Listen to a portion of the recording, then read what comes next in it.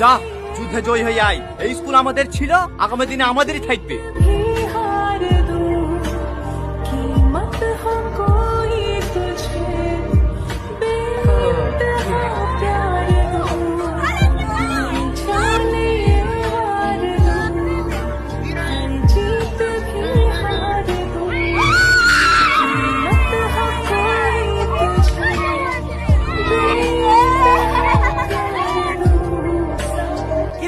Box বলছে কেন?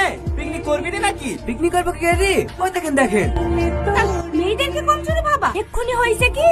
আর দুদিন দাঁড়া, ওদেরকে এলাকা ছাড়া করবো। রাজি বক্স নিচে রাখ, এখানে পিকনিক করবো। না না স্যার, আমরা এখানে পিকনিক করতে পারবো না।